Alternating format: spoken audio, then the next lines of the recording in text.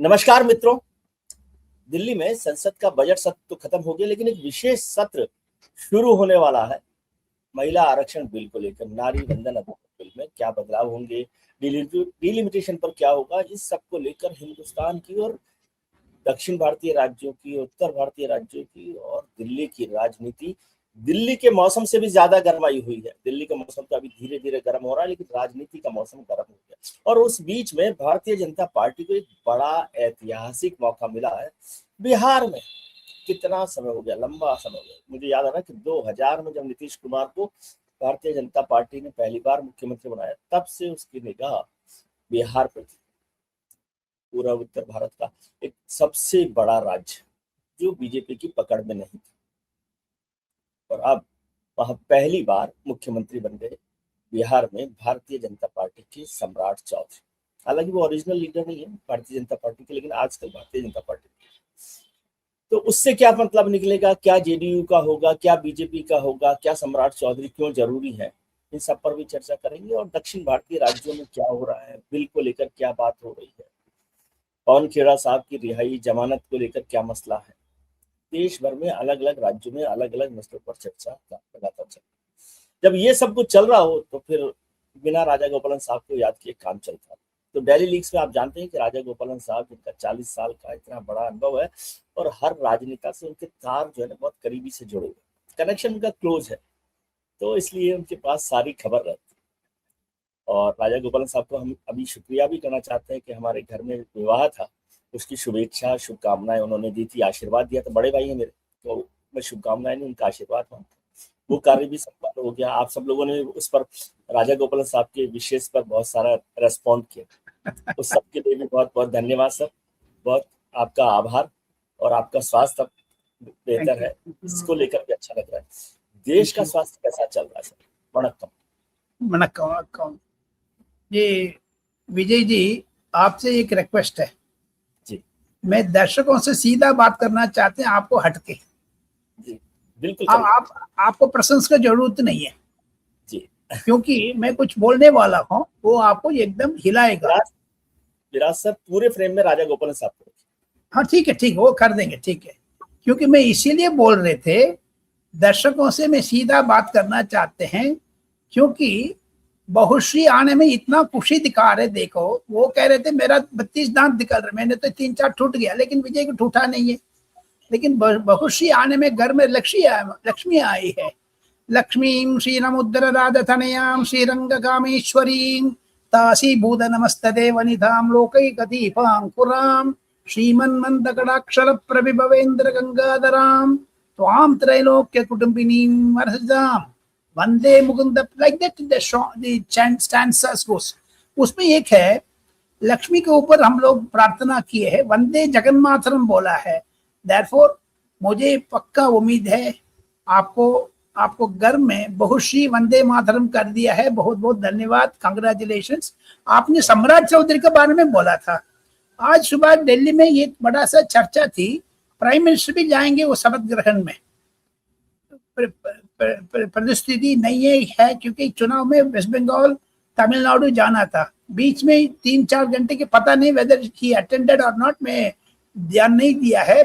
लेकिन prime minister को इच्छा है, अमित शाह साहब को इच्छा है, दोनों गर्मा गर्मी वेस्ट बंगाल इलेक्शन में जो तृणमूल कांग्रेस का लीडर ममता बनर्जी ने चीफ इलेक्शन कमिश्नर को आइसक्रीम दिला रही है।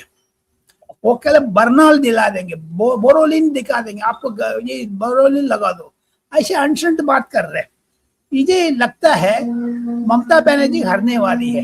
सम्राट चौधरी आ गया, उसको असर बंगाल में भी पड़ेगा, असम में भी पड़ेगा, क्योंकि बीजेपी आ गया सत्ता में। आप देखिए, डबल इंजन सरकार बोल रहे थे मोदी एंड अमित शाह, लेकिन अभी बीच टू बीच में भी डबल इंजन सरकार हो गया। सो देयरफॉर मुझे लगता है अच्छी बात है, सबका स्वागत है। सम्राट चौधरी का मिनिस्ट्री कितना लोग है, क्या नहीं होगा वगैरह धीरे धीरे समझेंगे। लेकिन बड़ी बात है नीतीश कुमार को कैसे संभाला है ये लोग, ये भी बड़ा कहानी है। 1-2 दिन लगेंगे उसको वर्णन करने में। क्यों 21 साल से चीफ मिनिस्टर थे, वो लटक गया क्यों? इसी प्रधानमंत्री 13 साल 10 साल, ये तो 21 साल ज्योति बासु का, बीजू पटनायक का, प्लस उनका बेटा नवीन पटनायक, ये वो ठीक कर दिया। तो उसी में भी कुछ आशंका है क्या? शिवराज सिंह चौहान से भी वो आगे बढ़ गया। जिस शिवराज सिंह चौहान गए थे उधर तक 3-4 बार चीफ मिनिस्टर रह चुका है। नीतीश कुमार को हटाने में वो राजनीतिक भी है, शायद इंटरनल पार्टी का राजनीतिक, ये नहीं वो स्वागत है भाई। जून जुलाई के बीच में जेडीयू में भी ऐसा चल रहा था, बीजेपी में भी चल रहा था कि नीतीश कुमार जी को हटाना जरूरी है। नहीं, उनकी तबीयत के बारे में कोई हम लोग ये ना, कल सुबह मुझे क्या होगा पता नहीं है, लेकिन उनकी देखो अभी मैडम सोनिया गांधी ने वुमेन्स बिल के ऊपर चिट्ठी लिख दिया, फर्स्ट सपोर्ट किया, अभी पीछे हट रहे। वुमेन्स बिल में सरकार का धोखा देंगे अपोजिशन और साथ देंगे, ये नहीं पता है। 2-3 डिस्कशन है, प्राइम मिनिस्टर ने इतना हाइप कर दिया है। ये लोकसभा स्पीकर सेक्रेटरी से मैं बात किया सुबह रे, कम से कम 800 वुमेन ऑल ओवर इंडिया से एक एमपी के पास 100 50 अपना अपना क्षेत्र से लेके आ रहे, उसको विजिटर्स गैलरी में बिठा करके ये नरेंद्र मोदी इसको एनलॉन्च कर रहे हैं। आप देखिए, ट्रिपल तलाक में मुस्लिम वुमेन को फायदा उठाया, उत्तर प्रदेश में, बिहार में उठाया। अभी हिंदू लोगों को बीच में भी औरत को बढ़ा करके, अभी देखो 3-4 कांग्रेस में एमपी, मोशिना किदवाई, प्लस वो तो हमारा पास नहीं है लेकिन उन्होंने भी समर्थन किया था, plus Meera Kumar, former president Pratibha Patel, ये सारा सपोर्ट कर रहे हैं। कांग्रेस में ठू ठू हो गया है। जो दक्षिण भारत के बारे में आपने जिक्र किया था, ये लोग हिंदू विरोधी है, औरत को विरोधी है, वुमेन्स रिजर्वेशन बिल का टोटली विरोधी है। बाल कटने वाले शरद यादव ने मुझे बोला था, बाल कटने वाले की क्या रिजर्वेशन है? जो पुराना सोशलिस्ट है वो लोग भी खिलाफ है।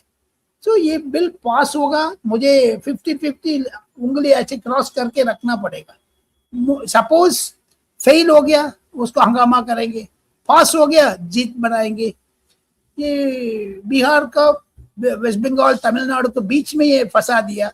अभी किसी कांग्रेस लीडर ने बोल रहे थे हम लोग को 4 दिन का प्रचार खत्म कर दिया वेस्ट बंगाल तमिलनाडु में, हम लोग तो दिल्ली आ जाएंगे, विरोध भी करेंगे, सपोज नहीं आएंगे डिस्क्वालिफाई करेगा। कॉन्स्टिट्यूशन अमेंडमेंट बिल है, कम से कम 5 नहीं तो 6 घंटे लगते हैं पास करने में, इसीलिए वॉकआउट करके करेंगे, नहीं तो जेपीसी पिटा करके भिजवा दे। कॉन्स्टिट्यूशन बिल में जेपीसी नहीं होते। लेकिन कॉन्स्टिट्यूशन अमेंडमेंट बिल तो वॉकआउट करके पास नहीं करवा सकते, क्योंकि उसके लिए मतलब 2/3 मेजोरिटी चाहिए ना। And second thing, every amendment को भी 2/3 चाहिए, एनी टाइम अमेंडमेंट को भी चाहिए, तो वो इतना आसान काम नहीं है। और उसको दिन में तो नहीं करवा सकते पास, कि शोरगुल में भी नहीं पास करवा सकते कॉन्स्टिट्यूशन। लेकिन ये मनी बिल नहीं है। सपोज सरकार चाहते हैं इसको हरा दो, हीरो बन जाएगा नरेंद्र मोदी, 2019 में इजीली जीत जाएगा, ये तो कांग्रेस का डर है। अच्छा, दूसरी चीज है विजय, आपने तो राजनीति किया 40 साल 50 साल से, हम दोनों मिलेंगे कम से कम 80 साल का हो गया, जितना भी एक्सपीरियंस है। एक चीज है, ये 850 करने में आधा है 425, ये 425 में 2-3 चीज मुश्किल पड़ेगा। कांग्रेस तो नहीं टच कर पाएगी, रीजनल पार्टीज खत्म हो जाएगा, राष्ट्रपति हो ना, उपराष्ट्रपति को तो एमपी का इंपॉर्टेंट है, उपराष्ट्रपति भी बीजेपी का आएगा, राष्ट्रपति भी बीजेपी का आएगा, क्योंकि 21 देशों प्रांत से बीजेपी चीफ मिनिस्टर है। सो इसमें कुछ पकड़ है, राजनीतिक पकड़ समझ में नहीं आ रहे। अभी भाषण देने में प्रधानमंत्री क्या करेंगे, 16 तारीख शाम को प्रधानमंत्री, 17 तारीख दिन में मिस्टर अमित शाह बोलने वाले हैं, उन लोगों को भी कैंपेन खत्म हो गया। लेकिन बीजेपी भी 425 टच कर पाएगी? नहीं। मुझे लगता है उत्तर प्रदेश में आपने सीट 120 करा दोगे, 120 में मुझे लगता है कोई 80-90 जितना अच्छा है, छोटा छोटा हो जाएगा। मुझे एक जानकारी मिली थी, जो बस्ती करके एक क्षेत्र है गोरखपुर का सामने, उसमें 2 पार्लियामेंट एमपी बना रहे, एक वुमेन रोटेशनल बेसिस पर, ये तो बहुत ही चक्कर आने वाले, दिमाग खराब होने वाले ही ये बहुत कॉम्प्लिकेटेड होगा ना। अभी तो वो डबल सीट्स कहाँ करेंगे, नहीं करेंगे, और फिर रोटेशन करेंगे तो वहां पर डबल सीट्स कैसे करेंगे? नहीं, रोटेशन करेंगे। इससे मेजर विजयी दर्शकों को मैं बताना चाहता हूँ, मेरा दिमाग पर ये उड़ रहा है, ये सच्चाई है, सच्चे घबराहट में बोल रहा हूँ, नहीं तो अफवाह उड़ा रहा हूँ, ये नहीं है। 425 मार्क में, यानी 850 में 425 half mark, neither BJP nor Congress जीत नहीं पाएगा। सेकंड, रीजनल पार्टीज अपना अपना खत्म हो जाएगी। इसमें डीएमके मार खाएगा, देखते जाना, अखिलेश यादव मार खाएगा, तेजस्वी यादव मार खाएगा, ममता बनर्जी मार खाएगा। सो वो राजनीतिक रूप से लेके आया। अदरवाइज बीजेपी 2047 में विकसित भारत बोल रहे नरेंद्र मोदी, उसको दौड़ पर चढ़ रहे, क्या है पता नहीं है। एंड सेकेंड थिंग, 2011 सेंसस को ऊपर, 2021 का सेंसस को ऊपर करना, 2027 को करो करके कांग्रेस बोले ठहरना चाहते हैं। कांग्रेस बड़ा खेल खेल रहे हैं, वो एंटी वुमेन है, क्योंकि सोनिया गांधी नहीं चाहती है उनकी पार्टी में वुमेन डोमिनेशन हो। लेकिन ये भी चीज है। 2011 में कांग्रेस का और लोगों का कहना यह है कि 2011 की पॉपुलेशन सेंसस और 2026 में 40 करोड़ लोगों का फर्क पड़ गया है। तो 40 करोड़ लोगों का रिप्रेजेंटेशन को कैसे आप इग्नोर कर सकते हैं? दूसरा, वो कह रहे हैं कि डीलिमिटेशन से बहुत बड़ा वो हो जाएगा। कल कपिल सिब्बल साहब भी बोल रहे थे कि जो डिफरेंस अभी दक्षिण भारत उत्तर भारत की सीटों में है नॉर्दर्न इंडिया में, वो और वाइडन हो जाएगा। इससे अक्रॉस द टेबल 50% किया। जो भी कपिल सिब्बल बोल रहे हैं, आग लगाने वाली बात है। कपिल सिब्बल का तो ये पता नहीं है, ये सुप्रीम कोर्ट जा करके it can not be stuck down, ये भी है। इसीलिए तो सरकार को आज की चिदम्बरम साहब ने कपिल सिब्बल प्रेस कॉन्फ्रेंस किया, इसी को नाराज होकर के, नहीं तो जलन होकर के वो चेन्नई में भी प्रेस कॉन्फ्रेंस किया थोड़ी देर पहले, वो भी अपना व्याख्यान दे रहे। ये बुजुर्ग लोग है, चिदम्बरम मुझसे भी 10 साल उम्र बड़ा है। ये लोग राजनीतिक से कपिल सिब्बल साहब भी हटना चाहिए, क्योंकि वुमेन्स रिजर्वेशन बिल इंडिया में चाहिए, इंडिया में जरूरत है। क्योंकि बड़ी एक दुविधा ये भी है कि बीजेपी और राष्ट्रीय स्वयंसेवक संघ ने तो बहुत पहले से, पिछले 3-4 साल से राष्ट्रीय स्वयंसेवक संघ तैयारी कर रहा, हर कॉन्स्टिट्यूंसी में उन्होंने वुमेन लीडरशिप को ग्रो किया। दूसरी पॉलिटिकल पार्टीज ने तो उस पर काम ही नहीं किया अभी। तो यदि इलेक्शन होगा तो वैसे ही वुमेन लीडरशिप की क्राइसिस हो जाएगी, क्योंकि इतनी वुमेन लीडरशिप अभी आपने तैयार ही नहीं किया। और पार्टीज ने, संघ ने, जो मुझे जानकारी मिली कि हर कॉन्स्टिट्यूंसी में कम से कम 50 लीडर्स को ग्रो करने का काम पिछले 2-3 साल से कर रखा है। तो उसमें से 50 में से 5-10 जो भी निकलेगा वो आएगा। तो उनके पास एक मेजर स्ट्रेंथ है, समझ गए? वो बीजेपी के ट्रांसफर भी कर सकता है ना जी। जैसे बीएल संतोष साहब है, वो लोन बेसिस पर बीजेपी में है, कल सवेरे हट सकता है, दूसरा आदमी आ सकता है, अरविंद मेनन वगैरह। सिमिलरली बीजेपी से वुमेन कैंडिडेट को लेकर के इसमें हम दोनों बात करने टाइम पर ये भी मन रहे, वुमेन रिजर्वेशन आने में सेक्युलरिज्म, ओबीसी, ये जो राहुल गांधी ड्रामा करते हैं ना कि ओबीसी का भी इशू है, अभी ओबीसी पर भी हंगामा होगा। सो राहुल गांधी का आग लगाने का काम कर रहे हैं। वो तो फायर बोलता है, लेकिन अपना क्षेत्र में, अपना जगह पर क्या करने वाले ये नहीं हो। ये सरकार का जीतेगा यस लड्डू, हारेगा डबल लड्डू, जेपीसी जाएगा ट्रिपल लड्डू खींचेगा। हम जा करके कल परसों घुमाएंगा जितना करके, चौकीदार छोड़ करके कितना हंगामा किया नरेंद्र मोदी। मुझे एक दिन, बहुत पुराना कहानी है, मुझे भी अद्वानी का तरह स्मरण आते हैं। वो एक दिन मिस्टर अद्वानी ने मुझे कहा था, सब लोग 5-6 जर्नलिस्ट भी बैठे थे, वो नरेंद्र मोदी की जो भी काम सौंप दो, वो अच्छा इवेंट मैनेजर है, अच्छा इवेंट करता है। ये वुमेन्स रिजर्वेशन को मिलकर क्यों पीछे पड़ा है पता नहीं। तो अच्छा इवेंट हो जाएगा ना, और उस इवेंट में एक लॉन्ग टर्म पॉलिटिक्स है। इसको बीच में 1-2 बात जिक्र करके हम लोग दूसरा टॉपिक में जाएंगे। जो नोएडा में हो रहे हैं, ये किसने सोशल मुताबिक कैसे हो गया अचानक? हाँ जी, नोएडा में अचानक ये सब इतना बड़ा कैसे हो गया? ये जो हरियाणा नोएडा को बीच में आग लगाने वाले हैं, कोई ना कोई देश विरोध शक्ति ने चलाया है इसको बीच में। अभी देखो टाटा कंसल्टेंसी में लव जिहाद करा शुरू कर दिया है। कम से कम हिंदू औरत लोग तो पागल हो गया है। एंड एक औरत है वो जाकिर नाइक से न संबंध है, मलेशिया से।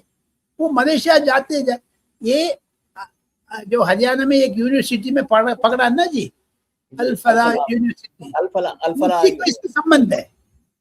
एजुकेशन इंस्टीट्यूट में जा करके हिंदुत्व को खिलाफ करने में कोई लोग जुड़ा हुआ है, उसमें बिल्कुल कांग्रेस को पता है। क्योंकि फर्स्ट आपने देखो विजय, जेएनयू में टुकड़े टुकड़े गैंग हो गया, उसको कांग्रेस अपना लिया हो तो कन्हैया कुमार का।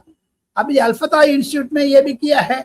अभी देखो टाटा कंसल्ट सर्वे, एन चंद्रशेखर साहब टाटा इंचार्ज चीफ, उन्होंने क्लैरिफाई करना चाहिए।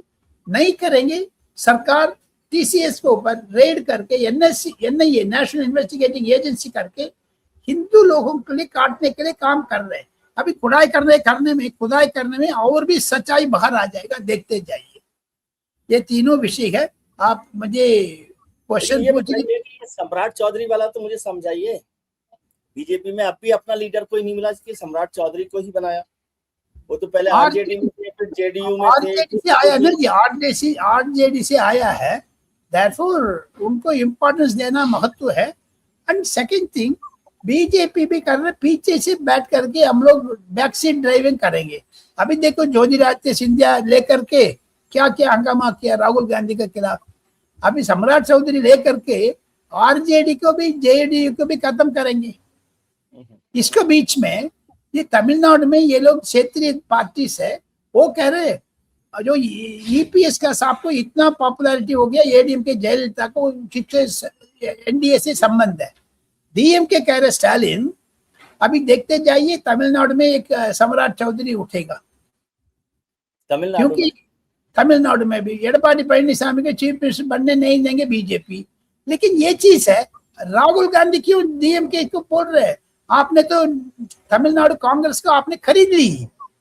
राहुल गांधी नफरत कर रहे, इसलिए तो नहीं जा रहे तमिलनाडु में। जैसे बिहार को धोखा दिया राहुल गांधी, मैं इसलिए तमिलनाडु को गया नहीं है राहुल गांधी। एक फोटो दिखा दो, राहुल गांधी सोच रहे 1000 करोड़ खर्चा किया है कांग्रेस को खत्म करने के लिए। डीएमके बीजेपी इकट्ठा हो गया, जैसे ममता बनर्जी बोल रही है, राहुल गांधी भी बोल रहे। ये क्या बात? डीएमके और बीजेपी एक साथ हो गए आप कह रहे हैं? हाँ, डीएमके के साथ है बीजेपी। नहीं, ममता बनर्जी ने बोल रही है। And second thing, Rahul Gandhi, Vijay Tamil Vettri Kazhagam का जो विजय जोसेफ है वो भी बोल रहे हैं। क्योंकि डीएमके का स्थान कमजोर होते जा रहे हैं, क्योंकि परिवार में मुश्किल है। कनिमोझी चाहती है वुमेन्स बिल, लेकिन डीएमके चाहती है नहीं। तमिलनाडु में कोई पार्टी सपोर्ट नहीं कर रही एक्सेप्ट जयललिता का एडपाडी पழனிசாमी। मैं क्यों तमिलनाडु का जिक्र किया है, सम्राट चौधरी का क्यों बीजेपी ने अपना लिया है। मैं ये कह रहे राहुल गांधी ने क्यों कंप्लेन कर रहे, डीएमके क्यों कांग्रेस का अपना रहे। ये भी पॉलिटिक्स है। स्टालिन तो लगभग खत्म हो गया जी, एंटी इनकम्बेंसी बहुत है तमिलनाडु में। वेट करके देखना पड़ेगा। तो किसकी सरकार बनेगी तमिलनाडु में? अंग असेंबली होगा मुझे लगता है, लेकिन जो भी सरकार बनाएगा केंद्र का आशीर्वाद से ही बनेगा। तो उठा देंगे तमिलनाडु में। फर्स्ट टाइम द्रविडियन मूवमेंट का खतरा है। मैं चेतावनी दे रहा, कम से कम 1965 से तमिलनाडु पॉलिटिक्स में कवर कर रहा हूँ। एज की नहीं है उधर, 50 साल से 60 साल से तमिलनाडु में फर्स्ट टाइम विजय एंट्री होने के बाद आप लिख के रखिए द्रविडियन मूवमेंट। ये तो एडीएमके को तो खा लिया बीजेपी ने, अभी डीएमके भी सत्यानाश करेगा। तो तमिलनाडु में वो रीजनलिज्म है। जैसे चीन तो 370 हटाया जम्मू कश्मीर में, तमिलनाडु में डीएमके क्यों हटा दो, हम इंडिया में कम से कम सुरक्षित होगी। क्योंकि अभी केरला में सीपीएम अपने आप खत्म हो रहे, तमिलनाडु सिचुएशन बिल्कुल डिफरेंट है। मैं क्यों उसको जो विमेन्स रिजर्वेशन को बिल जोड़ रहा हूँ, सम्राट चौधरी के बाद जोड़ रहा हूँ, यही कहानी है। नहीं, लेकिन क्या करेंगे तमिलनाडु का तो बहुत कॉम्प्लिकेटेड आपने बता दिया। विजय कुछ करेंगे वहां पर, बीजेपी का कुछ होगा वहां पर, क्या है क्या? कितना आपने रायता फैला दिया तमिलनाडु का। नहीं, तमिलनाडु में स्थिति बड़ा गंभीरता है। चीन ने 25-30 साल का लॉन्ग टर्म प्रपोजल किया है।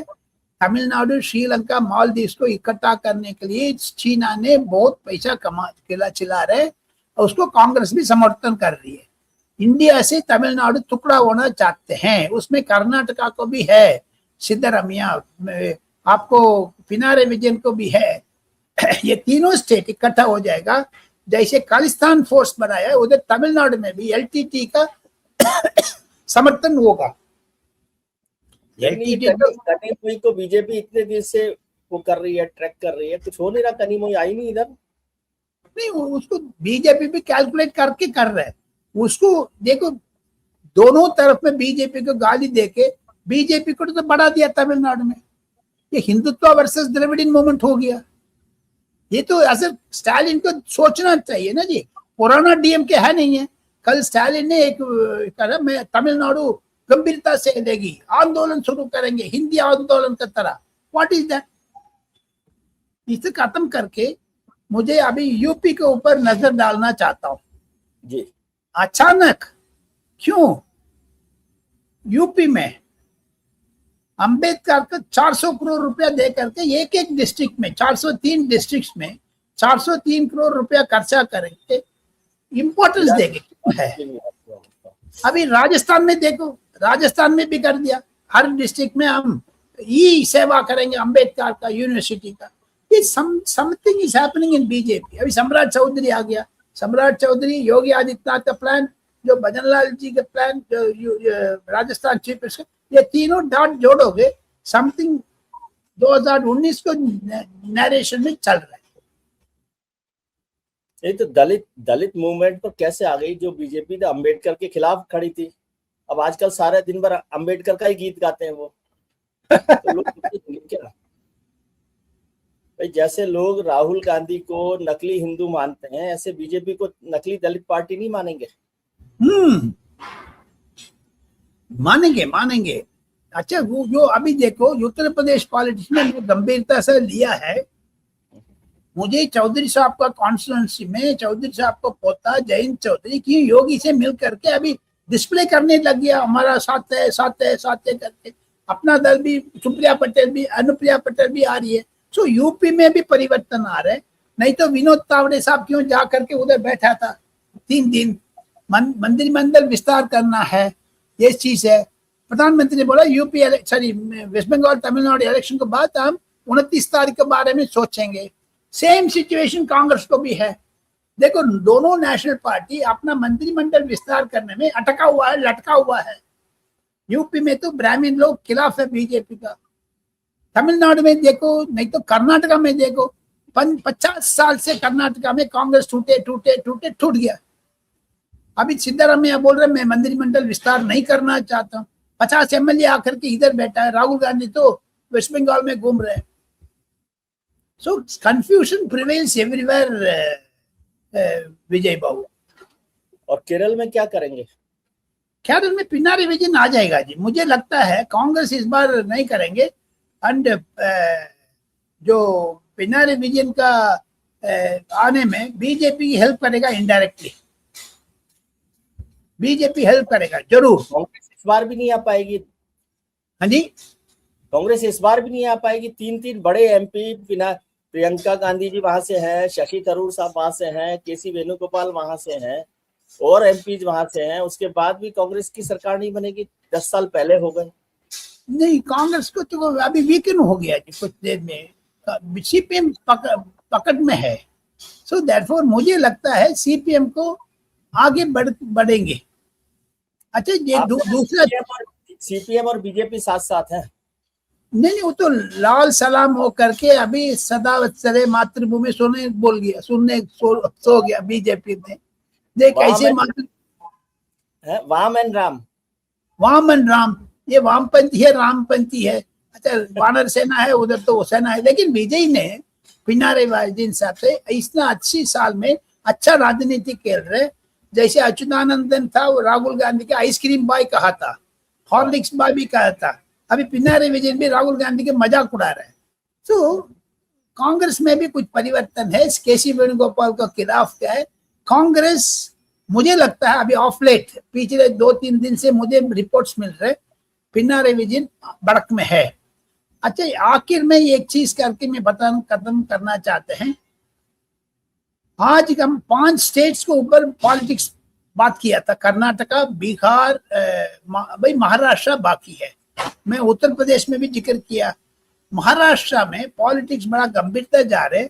29 तारीख चुनाव है। सुनेत्रा पवार जी अनपोज देने के लिए सब तैयार हो गया।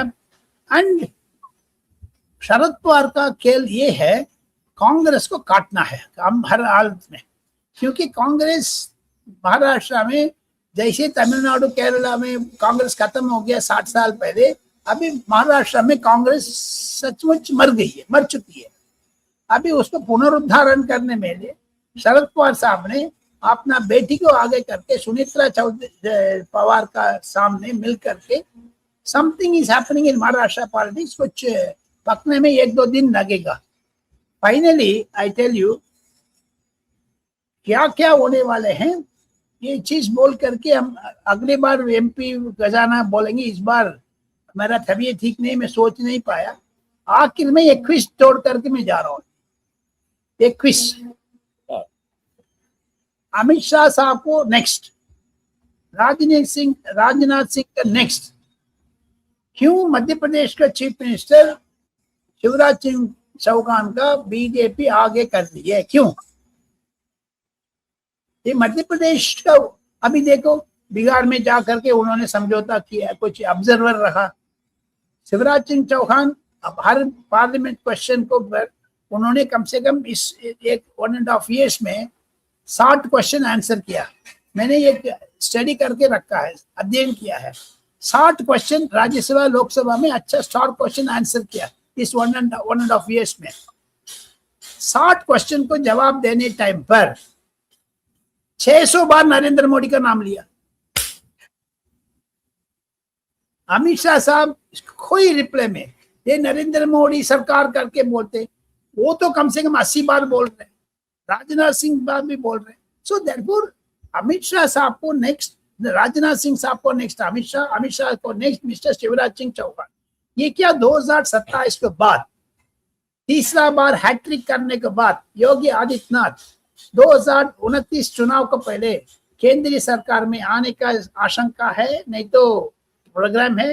ये क्वेश्चन मार्क है, इसको जवाब आप कमेंट सेक्शन में दे दीजिए। अब ये बड़ा क्वेश्चन लगा कर जा रहा है भाई। मैं सुनिए विजय, बीजेपी वाले भी नहीं दे पाएंगे अभी। हे विजय बाबू, आपने हंसना नहीं है, हम दोनों पत्रकार हैं, स्पेकुलेशन हम सुन रहे हैं। हम लोग तो ये नहीं, पतंग नहीं उड़ा रहे, बलून नहीं उड़ा रहे, ये सच्चाई है, देखते जाइए। अच्छा, मुझे लगता है शिवराज सिंह चौहान को इमरजेंसी बीजेपी को अच्छा है, यही तो मैं खत्म करना चाहता हूँ। ओबीसी वाला बिल्कुल बिल्कुल आपने बिल्कुल ठीक पॉलिटिकल एंगल उसका देखा है। तो ये कमाल, यही राजा गोपालन साहब का खेल है ना। नहीं, ये एक चीज है, नहीं आप मुझे तारीफ नहीं करना, ये तारीफ मुझे कमेंट सेक्शन में लिख दो, विजय भी समझाएगा, मैं भी समझा दूंगा। जो भी दर्शक है, वो उसमें लिखे कमेंट बॉक्स में। और मुझे गाली दे दो, कोई बात नहीं, मुझे गाली दे दो, लेकिन तारीफ भी कर लो, कोई दिक्कत नहीं। लेकिन मेरा दिमाग पर मुझे जैसे जैसे ये मुझे जॉर्ज फर्नांडिस साहब ने, अटल बिहारी वाजपेयी साहब ने, अद्वानी साहब ने, अरुण जेटली साहब ने, इवन मिस्टर नरेंद्र मोदी साहब ने हमको सिखाया राजनीतिक बातें। ये क्वेश्चन को आप जवाब दे दीजिए, बस फिनिश्ड। ठीक है ना जी? ठीक है, ठीक है, thank you very much sir. एक अच्छा क्वेश्चन है और अच्छी पॉलिटिक्स की जो समझ है उस पर भी चर्चा हो पाएगी। बहुत बहुत शुक्रिया आपका कि आपने वक्त निकाला। तबीयत का आप अपना ख्याल रखिए, स्वास्थ्य का ध्यान रखिए। हम उम्मीद करते हैं कि आपके लिए आने वाला कल आज से बेहतर हो। आप अपने मित्रों, परिजनों, रिश्तेदारों के साथ रहिए, मस्त रहिए, व्यस्त रहिए और स्वस्थ रहिए। और राजा गोपालन साहब की तरफ से पूरे 32 दांत हैं उनके, जो हंसते रहिए। Thank you.